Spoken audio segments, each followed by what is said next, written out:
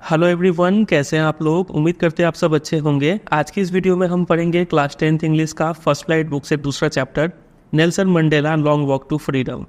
जैसा कि नाम से ही समझ में आ रहा है, इसके ऑथर हो गए नेल्सन रोनीलाला मंडेला, ये इनका फुल नेम है। चलिए सबसे पहले बिफोर यू डेट देखते हैं। यहाँ पे एक टर्म लिखा हुआ है अपार्थाइड। अपार्थाइड एक पॉलिटिकल सिस्टम है जिसमें लोगों को सेपरेट किया जाता है on the basis of race, यानी कलर। आप गोरे हैं या फिर काले हैं, उसके बेसिस पे आप दोनों को अलग अलग ट्रीट किया जाएगा। ठीक है, इनको अलग फैसिलिटी मिलेगा, गोरे लोग को, ब्लैक लोगों को अलग फैसिलिटी मिलेगा। तो इसी पॉलिटिकल सिस्टम को अपार्थाइड कहते हैं। बहुत इंपॉर्टेंट टर्म ये चैप्टर का जान है ये टर्म। ठीक है, याद रखिएगा इसको। अपार्थाइड मतलब सिंपली बोल सकते हैं रेशियल डिस्क्रिमिनेशन। आप ऐसे भी इसका नाम याद कर सकते हैं, रेशियल डिस्क्रिमिनेशन, इतना याद रखेंगे। ठीक है, चलिए। तो ये अपार्थाइड, यहाँ पे 3 कंट्रीज़ का नाम दिया हुआ है। इन तीनों ही कंट्रीज़ में अपार्थाइड देखा गया है। लेकिन जो साउथ अफ्रीका जो है ना, यहाँ पे ये बहुत ही ज़्यादा तरीके से, मतलब यहाँ पे ये लगभग लीगल तरीके से देखा जा रहा था। यहाँ पे सिस्टम ही था, अपार्थाइड चलता था। ठीक है, मतलब गोरे लोग को अलग ट्रीट करते थे, काले लोग को अलग ट्रीट करते थे। तो आपने कभी ना कभी तो अपने लाइफ में नेल्सन मंडेला का नाम तो सुना होगा, लेकिन इनके बारे में ज़्यादा आप जानते नहीं होंगे। यहाँ तक कि कई बच्चे ये भी सोच रहे होंगे कि ये कहीं इंडिया के तो नहीं है नेल्सन मंडेला। तो ऐसा नहीं है, नेल्सन मंडेला बिलोंग करते हैं साउथ अफ्रीका से। ठीक है, इनका एक पार्टी था जिसका नाम है अफ्रीकन नेशनल कांग्रेस, शॉर्ट में इसको ANC बोलेंगे। ये नाम याद कर लीजिए। नेल्सन मंडेला का पार्टी का नाम क्या है? African national Congress. तो इन्होंने और इनका पार्टी ने अपना पूरा जीवन लगा दिया इसी अपार्थाइड यानी इसी पॉलिटिकल सिस्टम के खिलाफ लड़ाई लड़ने में। समझे?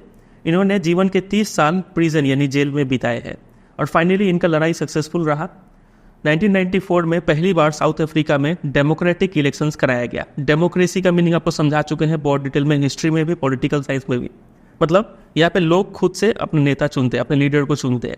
लोग खुद वोट देकर लीडर्स को चुनते हैं। ठीक है, तो साउथ अफ्रीका में पहली बार डेमोक्रेटिक इलेक्शन होता है 1994 में, और उस इलेक्शन में नेल्सन मंडेला जीत जाते हैं, इनकी पार्टी जीत जाती है। ठीक है, और नेल्सन मंडेला पहले ब्लैक प्रेसिडेंट बन जाते हैं साउथ अफ्रीका के। याद रखिएगा, ये नेल्सन मंडेला ब्लैक थे, इनको काफ़ी डिस्क्रिमिनेशन फेस करना पड़ा, उसी के खिलाफ ये लड़े और जीते भी। ठीक है, तो जब भी आप नेल्सन मंडेला के बारे में सुने आज के बाद, तो इतना बात तो आपको पता होना चाहिए, ये साउथ अफ्रीका को बिलोंग करते हैं और ये पहले ब्लैक प्रेसिडेंट थे। कहाँ के? साउथ अफ्रीका के। याद रखेंगे इतना बात। चलिए, तो नेल्सन मंडेला ने अपना एक ऑटोबायोग्राफी लिखा था जिसका नाम है लॉन्ग वॉक टू फ्रीडम। इसी ऑटोबायोग्राफी का एक छोटा सा पार्ट निकाल के इस चैप्टर में दिया हुआ है, जिसमें इनॉग्रेशन सेरेमनी को डिस्कस किया गया है। इनॉग्रेशन का मतलब क्या होता है? किसी चीज़ का उद्घाटन करना। ठीक है, शुरुआत करना। तो यहाँ पे क्या शुरुआत हो रहा है? एक नया नेशन का शुरुआत हो रहा है। ऐसा साउथ अफ्रीका बनने जा रहा है अब, जहाँ पे अपार्थाइड सिस्टम नहीं रहेगा। ठीक है, रेशियल डिस्क्रिमिनेशन नहीं होगा, गोरे लोगों को और काले लोगों को बराबर ट्रीट किया जाएगा। ठीक है, तो यहाँ पे एक न्यूज़ दिया हुआ है BBC का, 10 मई 1994 का ये न्यूज़ है। इस न्यूज़ में बोला गया है कि नेल्सन मंडेला का जो पार्टी था अफ्रीकन नेशनल कांग्रेस, जिसको शॉर्ट में ANC कहते हैं, ये पार्टी ने इस डेमोक्रेटिक इलेक्शन में 400 सीट का इलेक्शन हुआ था। ठीक है, 400 सीट में से 252 सीट्स ये ANC पार्टी जीत गई थी और इसके लीडर थे नेल्सन मंडेला। तो इनको क्या बना दिया गया? पहला ब्लैक प्रेसिडेंट बना दिया गया साउथ अफ्रीका का। समझे इतना? चलिए, इतना ही बात यहाँ पे इंट्रोडक्शन में काम का है। उसके बाद यहाँ पे एक्टिविटी में यहाँ पे कुछ एक्सप्रेशंस दिया हुआ है, 6 एक्सप्रेशंस दिए हुए हैं जो कि इस चैप्टर में आपको सुनने को मिलेंगे। इस सब का मीनिंग हम यहाँ पे मार्क कर दिया, आप इसको पढ़ लीजिएगा। बाकी जब चैप्टर पढ़ेंगे तो इसका मीनिंग हम समझ लेंगे। ठीक है, चलिए शुरुआत करते हैं इस स्टोरी को। लिखा हुआ है 10 में, याद है कब हुआ था, कब वो ब्लैक प्रेसिडेंट बने थे? तो 10 में ईयर कौन सा था? 1994। इसी ईयर में तो इलेक्शन हुआ था, ये डेट याद रखेंगे आप। ठीक है, तो 10 में dawned bright and clear. Dawn मतलब बिगैन, ब्राइट एंड क्लियर, जो उसका सुबह हुआ वो काफ़ी ब्राइट था, सनशाइन था, क्लियर स्काई था। For the past few days I had been pleasantly besieged by dignitaries and world leaders who were coming to pay their respects before the inauguration. besieged by का मतलब होता है surrounded by, मतलब पिछले कुछ दिनों से आई, यहाँ पे ये कौन, किसका ऑटोबायोग्राफी है? नेल्सन मंडेला का है। तो यहाँ पे आई कौन है? Nelson Mandela. वो बोल रहे कि पिछले कुछ दिनों से मैं काफ़ी मतलब खुशनुमा वहाँ पे माहौल था। besieged मतलब सराउंडेड बाई, मैं घिरा हुआ था डिग्नेटरीज, जानने माने लोगों से और वर्ल्ड के लीडर से, जो कि आए हुए थे इनॉग्रेशन सेरेमनी का शोभा बढ़ाने के लिए, इसमें पार्ट लेने के लिए, ठीक है। The inauguration would be the largest gathering ever of international leaders on south African soil. ये जो इनॉग्रेशन होने जा रहा था, नया साउथ अफ्रीका का शुरुआत होने जा रहा था, नया साउथ अफ्रीका इस सेंस में कि यहाँ पे एपार्टाइड नहीं था, ठीक है, रेशियल ऑपरेशन नहीं था, रेसिज्म नहीं था। तो ये इनॉग्रेशन एक ऐसा पल था जब इंटरनेशनल लीडर्स, अलग अलग कंट्रीज़ के जो भी प्रेसिडेंट है, प्राइम मिनिस्टर है, वो सब आए हुए थे साउथ अफ्रीका कंट्री में। तो ये लार्जेस्ट गैदरिंग बन गया था वर्ल्ड लीडर्स का साउथ अफ्रीकन सॉइल पे, समझे। The ceremony took place in the lovely sandstone amphitheater formed by the Union buildings in Pretoria। ये समझिए कहाँ पे ये सेरेमनी हुआ, कहाँ पे ये लोग शपथ लिए।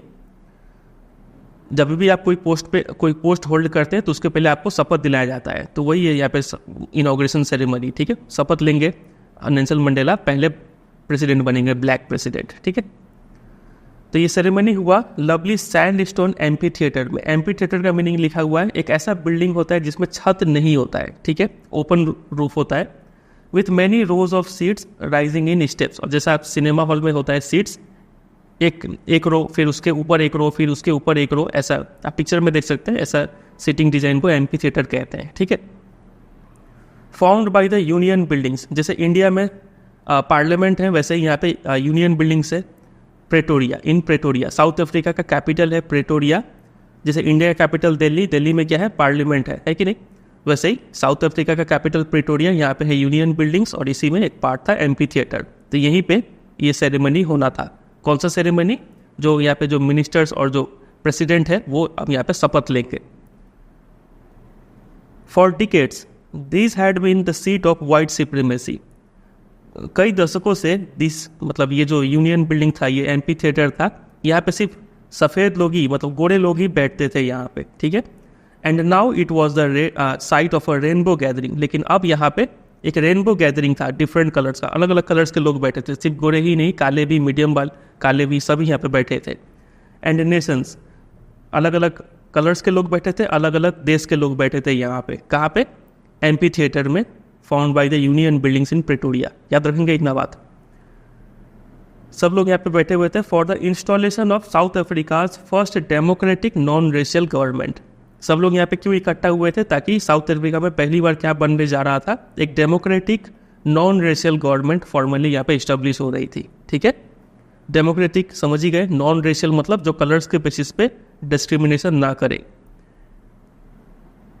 यहाँ पे एक चीज़ हम लिख रखे थे, यहाँ पे ये वाला बात, ये inauguration of would be the largest gathering ever. ये क्या सजेस्ट करता है? वर्ल्ड के अलग अलग कंट्री के जो लीडर्स यहाँ पे आए हुए हैं वो ऐसे ही तो नहीं आ गए होंगे, वो आए हैं मतलब वो लोग काफ़ी खुश है, वो लोग सपोर्ट कर रहे हैं कहीं ना कहीं साउथ अफ्रीका के इस कॉज को। यहाँ पे सपोर्ट देखने को मिल रहा है इंटरनेशनल कम्युनिटी का। साउथ अफ्रीका काफ़ी लड़ा था काले लोगों को इक्वल राइट्स देने के लिए, गोरों के बराबर, ठीक है। तो इस लड़ाई में इंटरनेशनल कम्युनिटी का भी काफ़ी सपोर्ट था, वो यहाँ पे लिखा गया है। फिर आगे यहाँ कहाँ तक पहुँचे? यहाँ तक हो गया। On that lovely autumn day I was accompanied by my daughter Zenani. तो उस दिन ऑथर के साथ कौन कौन आया हुआ था? नेल्सन मंडेला के साथ। तो उनकी बेटी आई हुई थी जिनका नाम था जेनानी, ये याद रखेंगे। उसके साथ और भी कुछ लोग आए थे, लेकिन उससे पहले एक चीज़ यहाँ पे समझना पड़ेगा, ऑटम डे। ऑटम कैसे हो गया? यहाँ तो मई का महीने का बात किया जा रहा है, ऑटम कैसे हो गया? ऑटम तो जनरली कब होता है?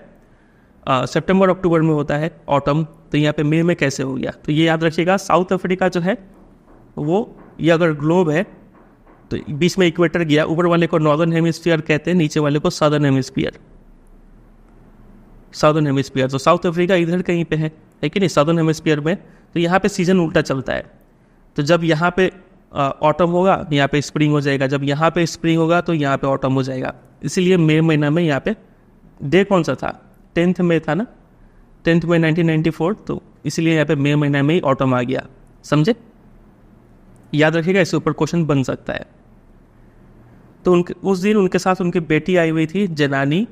ऑन द पोडियम, स्टेज पे कौन खड़े थे? Mister de Klerk was first sworn in as the second deputy president. पहले ये शपथ लिए सेकेंड डिप्टी प्रेसिडेंट के रूप में। यहाँ का हायरार्की ऐसा होता है, पहले होते हैं प्रेसिडेंट, सबसे टॉप पोजीशन में।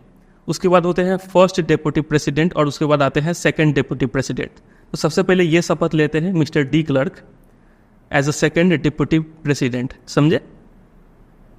फिर देन अब और इनके बारे में एक बात जान लीजिए, ये मिस्टर डी क्लर्क पहले क्या थे, प्रेसिडेंट थे। मिस्टर डी क्लर्क पहले प्रेसिडेंट थे, अब इनको इस पद से हटा के कौन सा पद दिया जा रहा है, सेकंड डिप्टी प्रेसिडेंट का पद दिया जा रहा है। वो गोरे इंसान है मिस्टर डी क्लर्क, ठीक है। तो यहाँ पे आप देख रहे हैं एक शिफ्ट देखने को मिल रहा है, गोरे वाले चेंज अपना पोजीशन चेंज कर रहे हैं और काले वाले लोग ऊपर वाला पोजीशन ले रहे हैं, वो शिफ्ट देखने को मिल रहा है। तो ये दिखा रहा है एक विक्ट्री है democracy over operation and racism. समझ गए ये लाइन। चलिए फिर मिस्टर डी क्लर्क के बाद कौन शपथ लेते हैं, then Thabo Mbeki was sworn in as first deputy president. फिर ये शपथ लेते हैं पहले डिप्टी प्रेसिडेंट के रूप में, ठीक है। सेकंड डिप्टी प्रेसिडेंट कौन है, mister de clerk. First deputy president कौन है, तो थाबो एम्बेकी, ठीक है। और प्रेसिडेंट कौन होंगे फाइनली, हमारे नेल्सन मंडेला, समझे। When it was my turn, I pledged to obey and uphold the Constitution and to devote myself to the well-being of the Republic and its people. ये नेल्सन मंडेला शपथ लेते हैं, ये place करते हैं कि ये कॉन्स्टिट्यूशन को ओबे करेंगे, इसका मान सम्मान बनाए रखेंगे और खुद को डिवोट कर देंगे ताकि इस पूरे देश का अच्छा हो पाए, भला हो पाए, लोगों का भला हो पाए। To the assemble guest and the watching world I said, और जितने भी गेस्ट वहाँ पे इकट्ठा हुए थे उन सबको वो अब स्पीच देते हैं। क्या देते हैं देखिए, बोलते हैं today all of us do by our presence here confer glory and hope to the new born liberty. वो बोलते हैं कि आप आज के दिन में हम सभी लोग यहाँ इकट्ठा होके क्या कर रहे हैं, इस पल का शोभा बढ़ा रहे हैं, ठीक है। और एक होप, एक नया उम्मीद आ रहा है टू न्यू बॉर्न लिबर्टी, जो नया नया हमें आज़ादी मिला है, ठीक है, फ्रीडम मिला है काले लोगों को, इसको हम एक नया चमक दे रहे हैं, नया उम्मीद दे रहे हैं। Out of the experience of N extraordinary human disaster that lasted too long must be born a society of which all humanity will be proud of।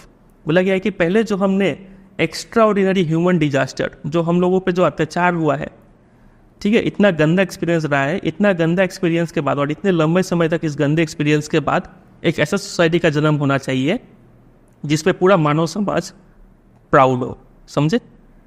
फिर वी मतलब जो ब्लैक साउथ अफ्रीकन है वो लोग, ठीक है। We who were outlaws not so long ago have today been given the rare privilege to be host to the nations of the world on our own soil. अच्छा, we यहाँ पे बोला गया है पूरे साउथ अफ्रीकन लोगों के निवासी को, ठीक है। पहले क्या था, साउथ अफ्रीका में क्या चलता था, अपार्टाइड चलता था, रेशियल ऑपरेशन चलता था, जिसके कारण वर्ल्ड के जितने भी कंट्रीज थे सब लोग इसका काफ़ी निंदा करते थे कि ये बहुत बुरा हो रहा है साउथ अफ्रीका में।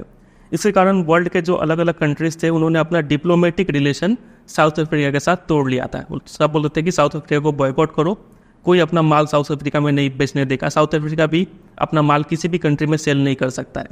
ऐसा बहुत सारा सैंक्शंस लगाया गया था साउथ अफ्रीका के ऊपर। तो यहाँ पे कहा गया कि हम साउथ अफ्रीकन्स लोग जिनको आउटलॉ कर दिया गया था कुछ बहुत लंबे समय पहले नहीं, ठीक है, मतलब हाल फिलहाल में हम लोगों को बॉयकॉट कर दिया गया था, लेकिन आज वो दिन है जब वर्ल्ड के अलग अलग लीडर्स जो है वो हमारे कंट्री में आए हुए हैं। तो ये काफ़ी अच्छा मौका है, समझ रहे हैं यहाँ पे क्या बोलने का मतलब था। We who were outlaws not so long ago, इसका मीनिंग ये लिखा हुआ है कि because of its policy of apartheid policy के कारण बहुत सारे कंट्रीज ने अपना डिप्लोमेटिक रिलेशन तोड़ लिया था साउथ अफ्रीका के साथ, समझे। कोई आना नहीं चाह रहा था साउथ अफ्रीका में, लेकिन आज वो दिन है जब साउथ अफ्रीका में डेमोक्रेटिक इलेक्शंस कराया गया, रेशियल ऑपरेशन को बंद कर दिया गया, तो वर्ल्ड के सभी लीडर्स जो है वो यहाँ पे आए हुए हैं। We thank all of our distinguished international guest for having come to take position with the people of our country of what is after all a common victory for justice, for peace and for human dignity. बोला गया कि हम आप सभी का शुक्रिया अदा करते हैं कि आप सब लोग यहाँ पे आए हुए हैं और ये एक कॉमन विक्ट्री है जस्टिस का, पीस का और ह्यूमन डिग्निटी का। मतलब अब जो गवर्नमेंट बन रहा है वो इन सब प्रिंसिपल्स पे चलेगा, जस्टिस फॉलो करेगा, पीस लाएगा और ह्यूमन डिग्निटी बनाए रखेगा।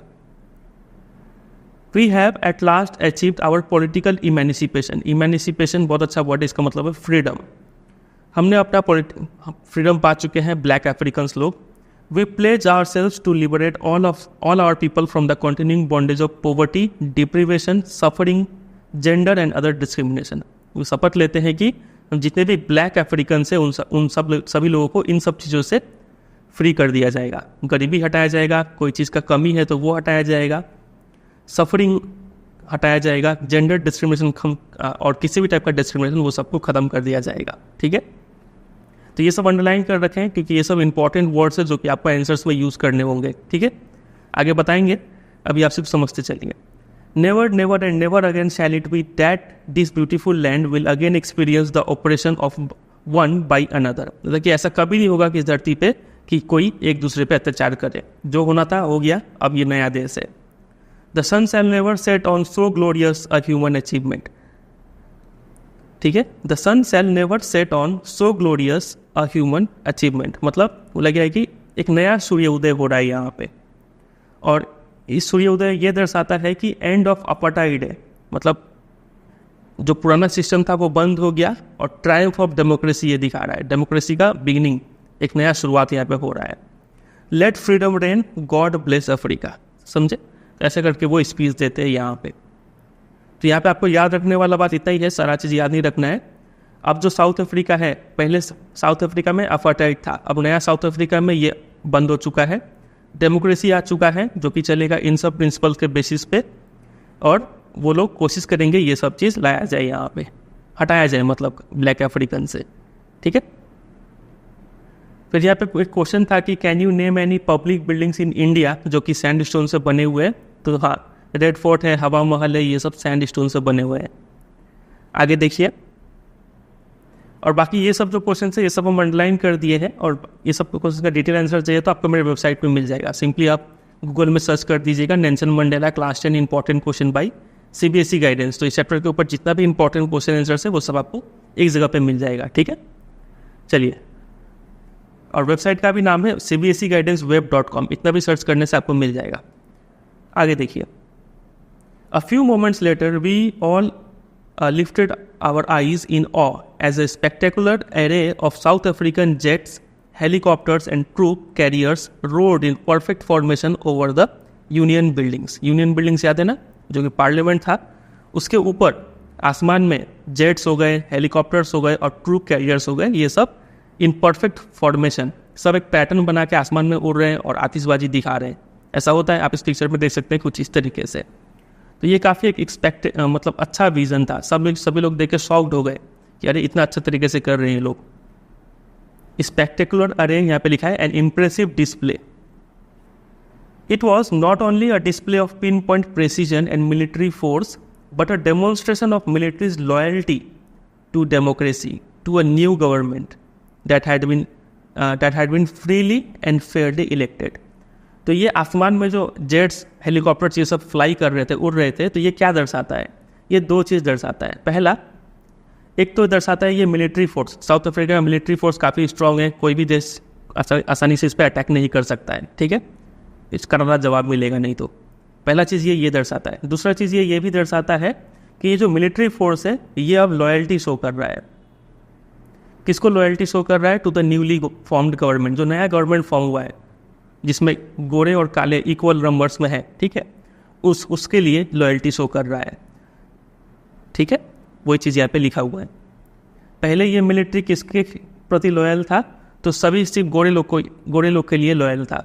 ये काले लोगों का बात नहीं सुनता था, उस पर अत्याचार करता था. लेकिन अब ये मिलिट्री यहाँ पे आतिशबाजी दिखा रहा है, मतलब ये लॉयल है नए गवर्नमेंट के लिए भी, नए लोगों के लिए भी. समझे?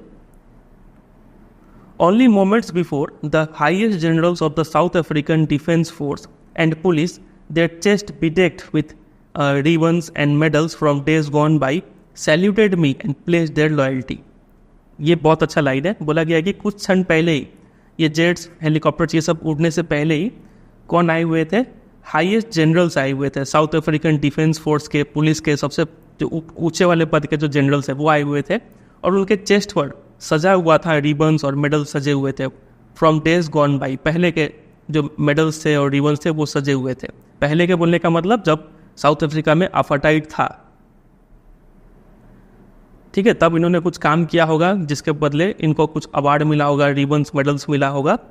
तो ये सब चीज़ अपने चेस्ट पे सजा के ये लोग आए हुए थे कुछ सन पहले ही, और क्या किए थे, सैल्यूटेड मी, मुझे सैल्यूट किए थे और प्लेज किए थे उनका लॉयल्टी।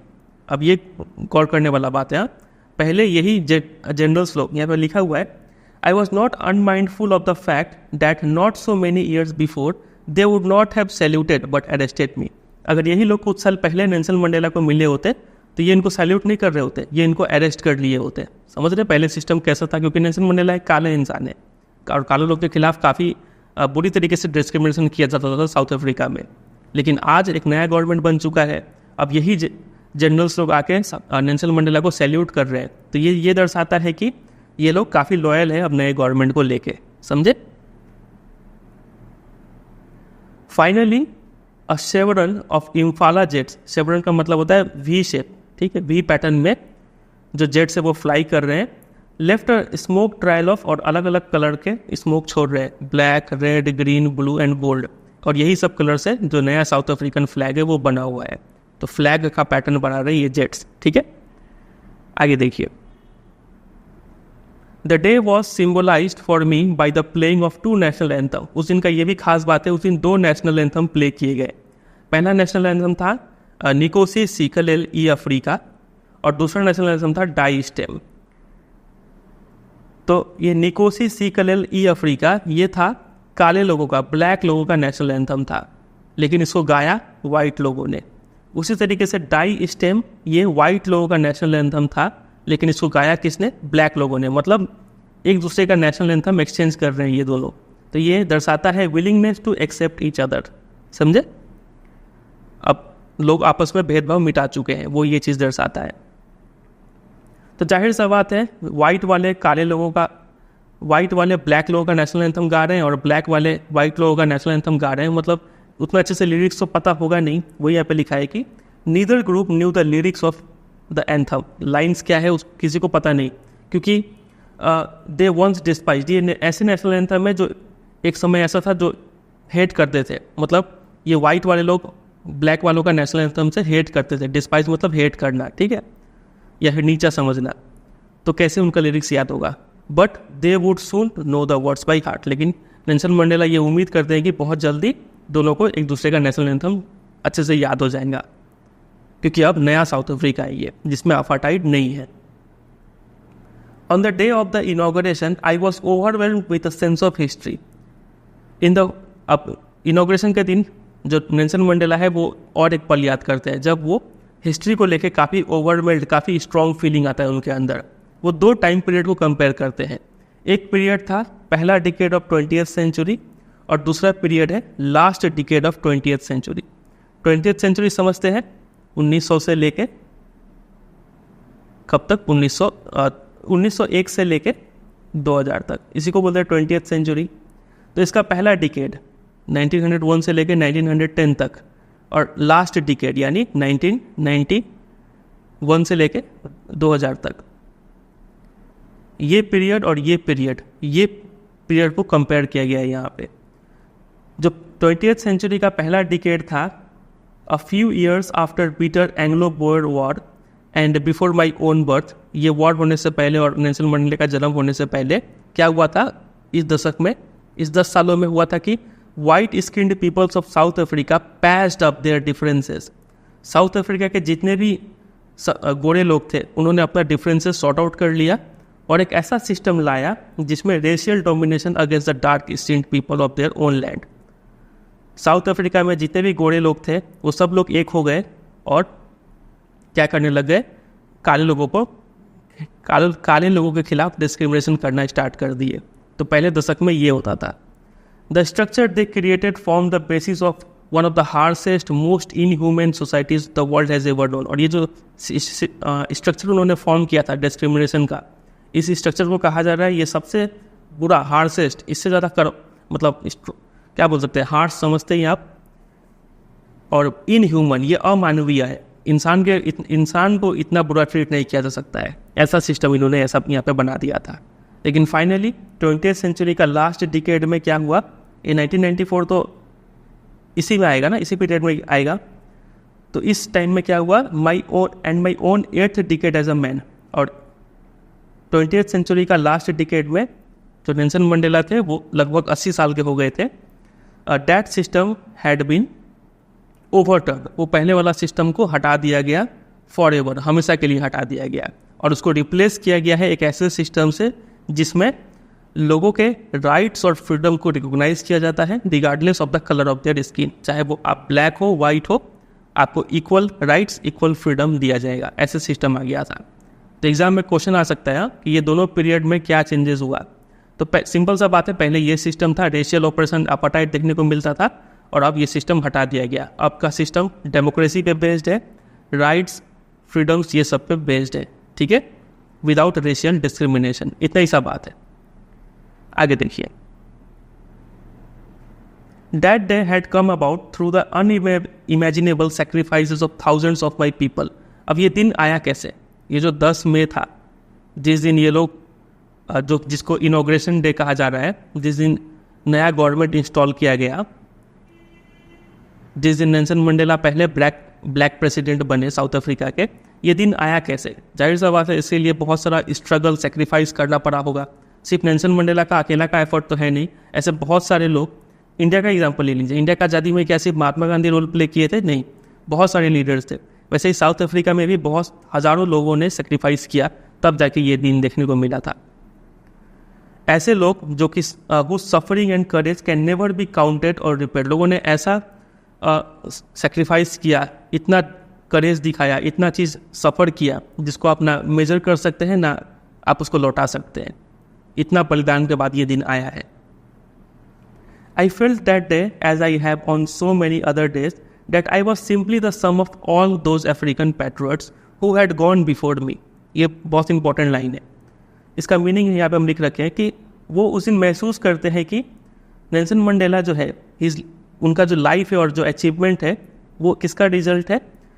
जितने भी स्ट्रगल्स और sacrifice made by generations of African leaders and activist, ये अफ्रीकन लीडर्स और एक्टिविस्ट जितने भी सेक्रीफाइस स्ट्रगल किए हैं और जो कि लड़े थे रेसिज्म और ऑपरेशन के खिलाफ, उसी का रिजल्ट है आज नेल्सन मंडेला एक पहले ब्लैक प्रेसिडेंट बने हैं साउथ अफ्रीका के, ठीक है।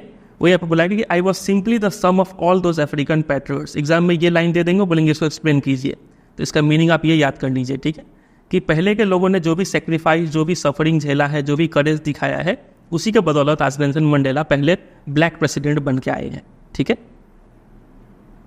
I was pained that I was not able to thank them. Nelson Mandela को दुख है इस बात का कि वो इन सभी लोगों को थैंक यू नहीं बोल पाएंगे जिन्होंने पहले जान गंवा चुका है।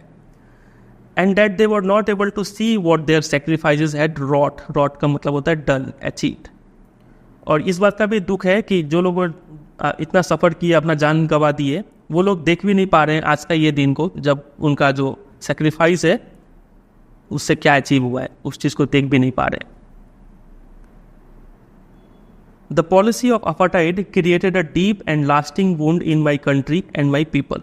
ये जो अपार्टाइड सिस्टम था, इससे क्या क्या नुकसान पहुंचा वो देखिए। तो ये काफ़ी गहरा और लॉन्ग लास्टिंग वुंड दे के गया मेरे कंट्री को और मेरे देश के लोगों को। All of us will spend many years, ये घाव को हील होने में, ठीक है, ये जो वुंड को हील होने में कई साल लगेंगे, इससे रिकवर करने में। But the decades of operation and brutality had another unintended effect and that was that it produced the Oliver Thambos, the Walter Sizulas, the Chief Luthulis, the Yusuf Dadus, the Bram Fishers, the Robert Subuquis of our time।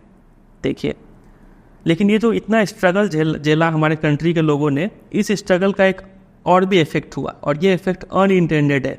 मतलब इतना दुख दिया कि इस दुख से एक अजीब सा इफेक्ट पड़ा। वो इफेक्ट ये था कि हमारे कंट्री में इनके जैसे लोग, ऑलिवर थम्बोस जैसे लोग आए, वॉल्टर सिजुलस जैसे लोग सामने उभर के आए।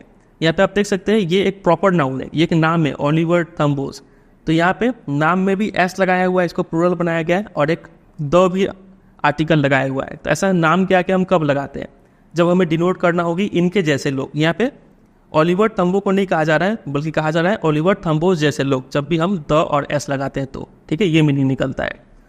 जैसे कि द सचिन तेंदुलकर्स, ठीक है, जैसे कि आपके यहाँ पे कुछ प्लेयर्स है, आप बोल रहे हैं कि ये सब क्या है, सचिन तेंदुलकर से मेरे टीम के, तो द सचिन तेंदुलकर ऐसे बोलते थे। यहाँ पे सचिन तेंदुलकर नहीं बोला नहीं जा रहा है, बोला जा रहा है सचिन तेंदुलकर जैसे प्लेयर्स हैं हमारे पास, ठीक है। उसी तरीके से यहाँ पे बोला गया है कि इनके जैसे महान महान लोग हमारे कंट्री में आए। तो ये जो स्ट्रगल था, इतना जो कष्ट था, इतना डिस्क्रिमिनेशन था, इसका एक बहुत ही गहरा घाव पड़ा हमारे कंट्री पे और हमारे उनके कंट्री के लोगों पे। इस घाव से उभरने के लिए, हील होने के लिए मैनी ईयर्स लगेंगे, लेकिन इस घाव का एक अनइंटेंडेड इफेक्ट ये भी पड़ा कि हमारे कंट्री में इतने महान महान लोग आए। Man of such extraordinary courage, wisdom and generosity, ये 3 क्वालिटी है इन सभी लोगों में। करेज है, विजडम है, समझदारी है, और जेनरसिटी, इतना महान है ये लोग। That their like may never be known again, इनके जैसे लोग फिर दोबारा नहीं मिलेंगे। Perhaps it requires such depth of oppression to create such heights of character. तो ये काफ़ी अच्छा लाइन है, बोला है कि इतना महान इंसान किसी भी धरती पे पैदा होने के लिए इतना ही अत्याचार झेलना पड़ेगा, तभी इतना महान इंसान उभर के सामने आएंगे। अब ऑफकोर्स ये डिबेटेबल पॉइंट है, जरूरी नहीं है कि इतना कष्ट झेल के ही इतना महान इंसान पैदा हो सकता है। My country is rich in the minerals. अब ये भी एक बहुत अच्छा बात बोले हैं नेल्सन मंडेला, कि बोलते हैं कि मेरा जो देश है, कौन सा देश, साउथ अफ्रीका, यहाँ पे मिनरल्स, जेम्स, जो प्रीशियस स्टोन से मिट्टी में नीचे पाए जाते हैं। लेकिन मैं हमेशा से ये जानता हूँ कि कंट्री का असली वेल्थ क्या है, उसके लोग हैं। Finer and truer than the purest diamond, असली हीरे भी मिल जाए तो उससे भी ज़्यादा कीमती है मेरे देश के लोग। काले गोरे से फ़र्क नहीं पड़ता है, देश के लोग कंट्री के लिए असली वेल्थ है। कैसे, अब ये तो सही बात है, लोग कैसे वेल्थ बन सकते हैं? अगर लोगों को अच्छा एजुकेशन और अच्छा स्किल, अच्छा हेल्थ अगर मिल जाए तो लोग किसी भी कंट्री को ट्रांसफॉर्म कर सकते हैं। ज़रूरी नहीं है कि उस कंट्री में तेल मिले, सोना मिले, ये सब प्रीशियस चीज़, मिनरल्स मिले तो ही वो कंट्री डेवलप होगा। अगर लोग वहाँ पे स्किल्ड है, डेवलप्ड है, हेल्थ अच्छा है, तो वो लोग मिलकर उस देश को बहुत तरक्की करा सकते हैं। उसी सेंस में ये लाइन कहा गया है। आगे देखिए, it is from these comrades in the struggle that I learn the meaning of courage. तो इन्हीं साथियों के वजह से मैंने करेज का असली मीनिंग जाना। इस स्ट्रगल में मैंने बार बार देखा है कि मैन एंड वोमेन ने अपना जीवन को रिस्क किया है और अपना जीवन दिया भी है एक कॉज, एक आइडिया के लिए। I have seen man stand up to attacks and torture without breaking, showing a strength and resilience that defies the imagination. मैंने देखा है कि ऐसे ऐसे इंसान को देखा है जो लोग अटैक्स और टॉर्चर को इस तरीके से झेलते हैं, बिना टूटे झेलते हैं। ऐसा स्ट्रेंथ और रेजिलियंस मतलब ability to deal with any kind of hardship and recover from its effects, इतना रेजिलियंस दिखाते हैं कि जिसको हम इमेजिन भी नहीं कर सकते हैं। ऐसा करेज और इतना हिम्मत है इन सब में। अब यहाँ पे नेल्सन मंडेला करेज का सही मीनिंग जानते हैं। I learn that courage was not the absence of fear. Courage मतलब ये नहीं कि आप में डर का ना होना, but the Triumph over it. Important ये है कि आप डर पे जीत पा ले। द ब्रेव मैन, एक बहादुर आदमी वो नहीं है कि जिसको कभी डर ना लगे। बहादुर तो वो होता है जो डर पे विजय पा ले, ठीक है। एग्जाम में क्वेश्चन आ चुका है इसके ऊपर, करेज का मतलब क्या है, इंपॉर्टेंट है, याद रखिएगा। ये सब वेबसाइट में भी दे दिए। आगे देखिए, no one is born hating another person because of the colour of his skin. यहाँ पे बहुत अच्छा बात बोला गया है कि कोई भी इंसान नफरत लेकर पैदा नहीं होता है। कोई भी बच्चा अगर पैदा हुआ होगा, कोई अगर गोरा बच्चा पैदा हो रहा है तो इसके मन में थोड़ी होगा ना कि मेरे को काले वाले से हेट करना है, ऐसा तो नहीं होगा। या फिर रिलीजन के बेसिस पे हेट, इसको क्या मालूम ये कौन से रिलीजन में पैदा हुआ है, किसको इससे नफरत करना है। ना ही बैकग्राउंड, कोई किसी के खिलाफ नफरत लेके ये बच्चा पैदा नहीं होता है। ये नफरत करना धीरे धीरे सीखता है, लर्न टू हेट। और अगर ये नफरत करना सीख सकता है तो इसका मतलब ये प्यार करना भी सीख सकता है। They can be taught to love, क्योंकि लव, प्यार करना ज़्यादा आसान है कंपेयर टू नफरत करना, ठीक है। क्योंकि लव जो है नेचुरली आता है इंसान के दिल में than the hatred. Even in the grimmest times in prison. अब वो अपना एक एक्सपीरियंस नरेट करते हैं यहाँ पे नेल्सन मंडेला। वो बोलते हैं कि प्रिजन में कई बार ऐसा हुआ है कि मेरे साथियों को और मुझे बहुत पीटा जाता था। पुश टू आवर लिमिट्स, मतलब पेन झेलने का जो लिमिट है उसको वहाँ तक पीटा जाता था हमें। तो तब पीटते पीटते देखते थे कि वो लोग जो गार्ड्स है उनमें उनको थोड़ा देर के लिए दया आता था, भले ही वो जस्ट फॉर अ सेकेंड, एक सेकेंड के लिए ही उनके चेहरे पे थोड़ा सा दया दिखता था। लेकिन ये दया ही दिखना काफ़ी था मुझे रीअश्योर करने के लिए और मुझे अपने कॉज के लिए लड़ने के लिए। मतलब वो समझते थे कि इसमें दया दिखा मतलब ये गार्ड जो कि गोरा होगा, इसमें अभी भी इंसानियत है, ह्यूमैनिटी है, ठीक है। Man's goodness is a flame that can be hidden but never extinguished. इंसान का जो गुडनेस है, अच्छाई है, वो एक ऐसे फ्लेम की तरह है जिसको आप छिपा तो सकते हैं लेकिन आप बुझा नहीं सकते हैं। मतलब गोरा हो या फिर काला हो, हर इंसान के अंदर वो अच्छाई छिपा हुआ है। उसे तो नफरत करना सिखा दिया गया है, नहीं तो वो सबको प्यार कर सकता है वो, ठीक है। अब आगे ऑब्लिगेशन के बारे में बताया गया है, ड्यूटी। बोला गया कि हर इंसान का 2 ड्यूटी होता है। एक ड्यूटी अपने परिवार के लिए, पेरेंट्स के लिए, वाइफ, चिल्ड्रन, मतलब फैमिली के लिए एक ड्यूटी होता है, और दूसरा ड्यूटी होता है अपने लोगों के लिए, अपने कम्युनिटी और कंट्री के लिए। एक ड्यूटी होता है देश के लिए। तो 2 ड्यूटी एग्जाम में क्वेश्चन पूछेंगे तो नेल्सन मंडेला 2 ड्यूटी किसको रेफर कर रहे हैं? पहला ड्यूटी अपने फैमिली के लिए और दूसरा ड्यूटी अपने कंट्री के लिए, ठीक है। तो किसी भी सिविल और ह्यूमन सोसाइटी में एक इंसान जो है वो ये दोनों ही ड्यूटी को काफ़ी अच्छे तरीके से फुलफिल कर लेता है, समझे।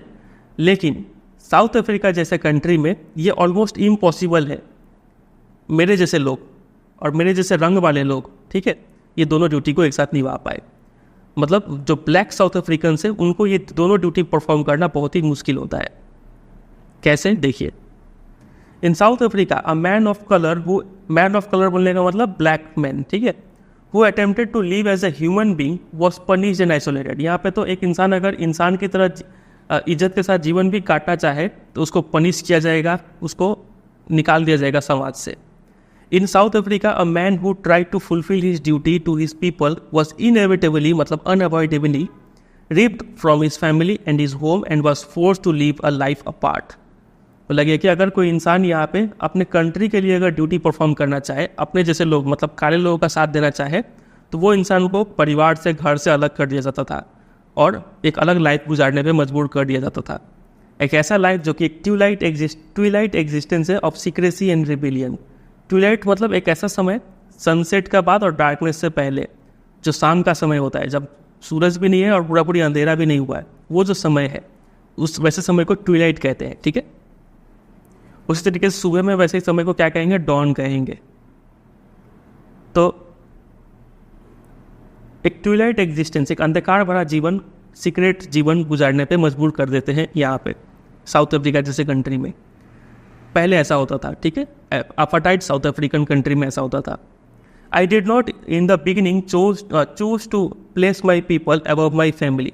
अब नेल्सन मंडेला बोल रहे हैं कि शुरुआत से ही मेरा एटीट्यूड ऐसा नहीं था कि मुझे आज़ादी के लिए लड़ना है। शुरुआत में ऐसा कुछ नहीं था, मैं तो बस परिवार के लिए जी रहा था।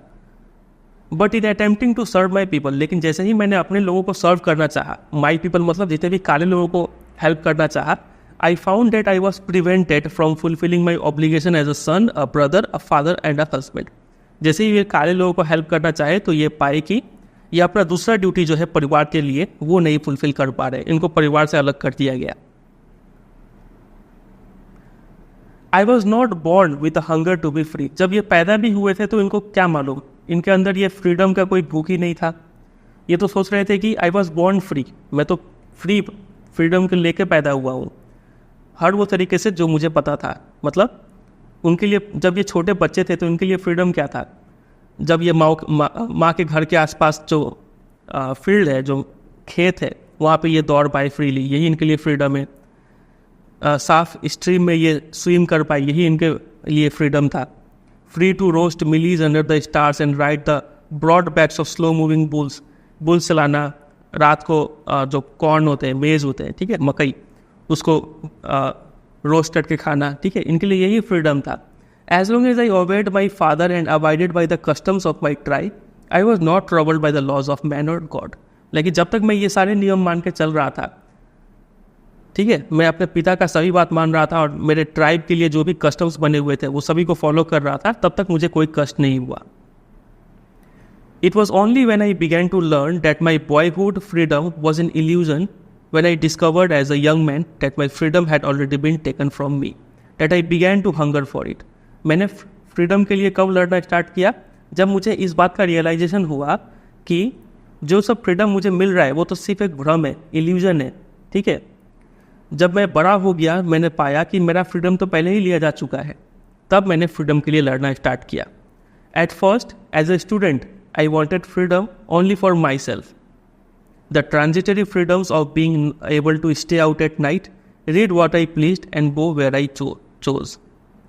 बोला जा रहा है कि जब ये स्टूडेंट थे तो ये फ्रीडम सिर्फ अपने लिए चाहते थे, वही टेम्पररी फ्रीडम, जैसे कि रात को घर से बाहर रहना, जो मन करे वो पढ़ पाना, ठीक है, और जहाँ मन चाहे वहाँ जा पाना, यही इनके लिए फ्रीडम था। इस टाइप के फ्रीडम को यहाँ पे कहा गया है ट्रांजिटरी फ्रीडम, टेम्पररी फ्रीडम, ठीक है।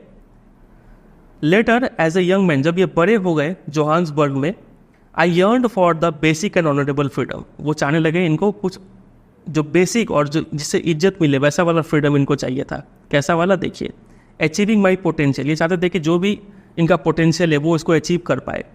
होता क्या था कि काले लोगों को बड़ा पोस्ट नहीं दिया जाता था, ऐसा ही तो डिस्क्रिमिनेशन होता है, इनको बड़ा पोस्ट नहीं देना है, इनको ये कोर्स स्टडी करने का अनुमति नहीं था, कोई होगा कोई कोर्स, ठीक है, फिर सैलरी कम मिलेगा, ऐसा बहुत सारा रेस्ट्रिक्शन था, आप इससे शादी नहीं कर सकते, यहाँ शादी करना पड़ेगा, ऐसा कुछ।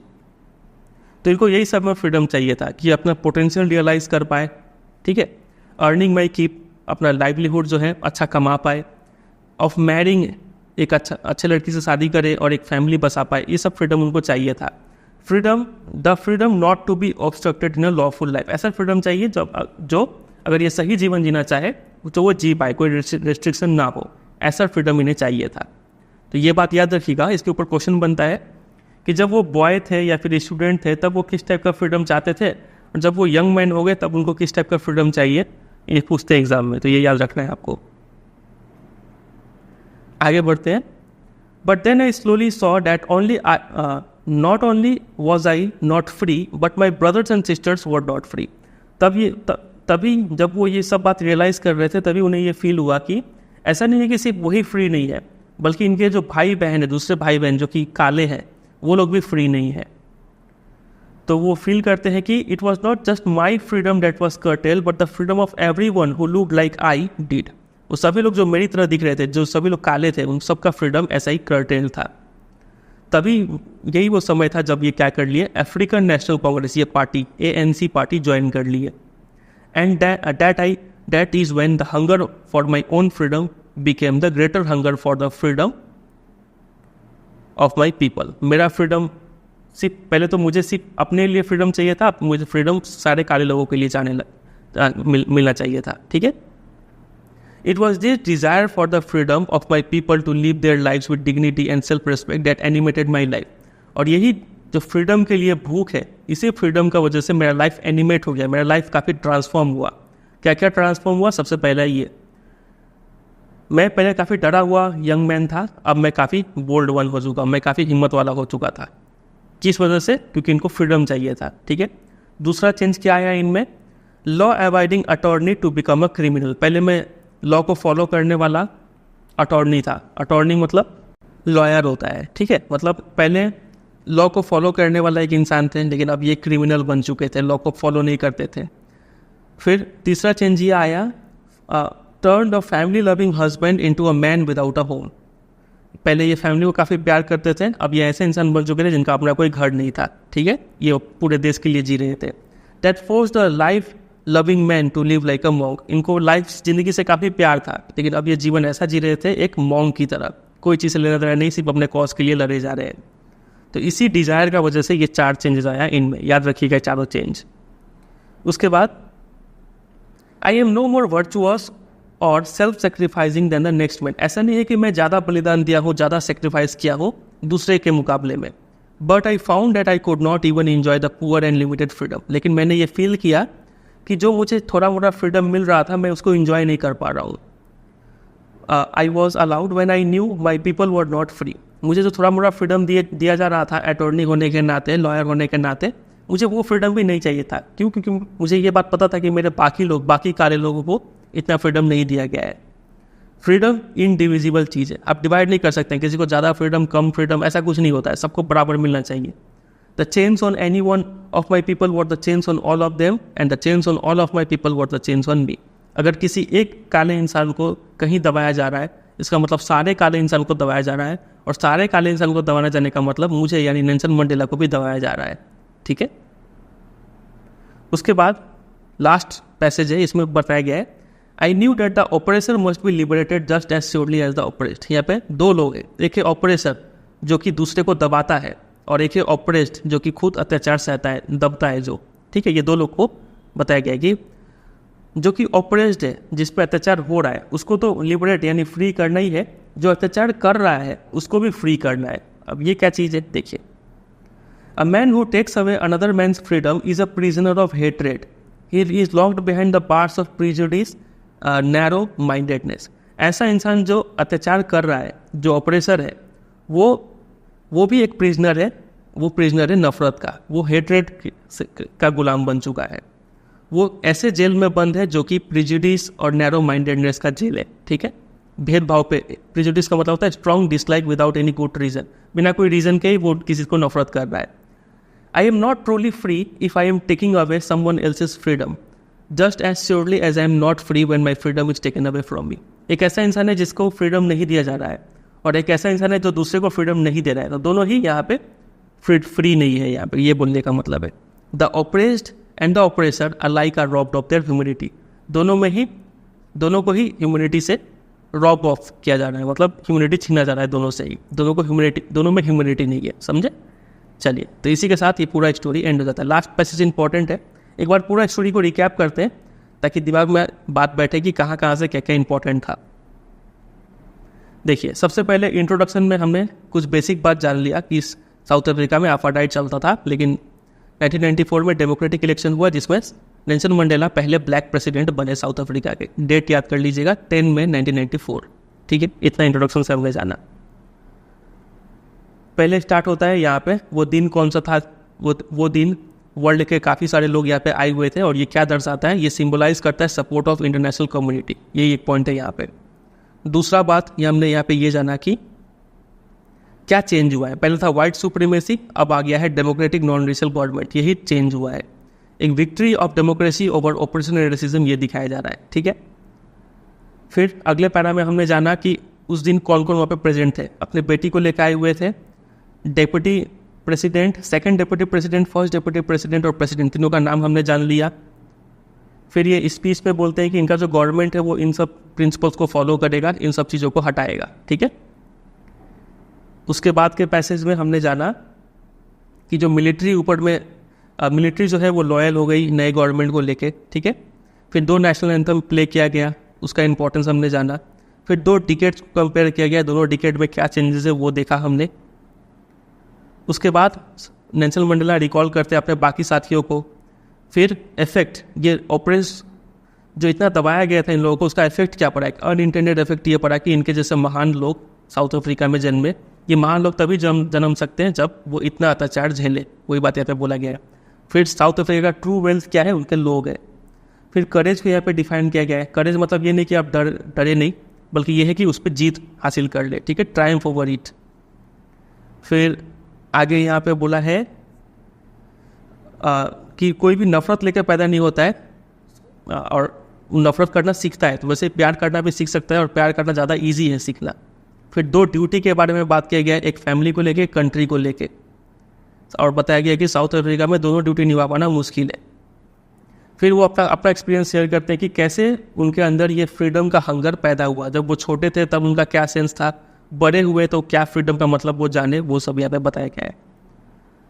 फ्रीडम का जो डिजायर है उससे उनमें क्या क्या चेंजेस आया, 4 चेंजेस वो हमने जाना। और लास्ट में ऑपरेसर और ऑपरेस दोनों को ही फ्री करना बहुत ज़रूरी है, दोनों ही गुलाम है। बस इसी के साथ ये पूरा जो स्टोरी है वो एंड हो जाता है। इस चैप्टर का जितना भी इंपॉर्टेंट क्वेश्चन आंसर है आपको मेरे वेबसाइट पे मिल जाएगा। सिंपली आप गूगल सर्च मार दीजिएगा और लिखिएगा बाय सीबीएसई गाइडेंस, तो आपको मिल जाएगा, ठीक है। और ये पूरा जो पीडीएफ है, अंडरलाइन पीडीएफ, ये भी आपको वेबसाइट में हम डाल देंगे, आप वहाँ से जाकर डाउनलोड कर सकते हैं। चलिए, उम्मीद करते हैं आपको ये वीडियो पसंद आया होगा। सिर्फ वीडियो देखकर छोड़िए मत, चैनल को सब्सक्राइब भी कर लीजिए, वीडियो को लाइक भी कीजिए ताकि चैनल को ग्रो करने में भी हेल्प मिले, ठीक है। चलिए, उम्मीद करते हैं आपको ये वीडियो पसंद आया होगा। पसंद आया तो जरूर से इसको लाइक कीजिएगा, चैनल को सब्सक्राइब कीजिए, और अगर आप कुछ कमेंट करना चाहते हैं तो कमेंट भी जरूर कीजिए, कुछ पूछना है तो पूछ सकते हैं, हम कोशिश करेंगे वहाँ पर रिप्लाई देने का, ठीक है। चलिए, मिलते हैं बहुत जल्द किसी और वीडियो में, तब तक के लिए bye bye and take care.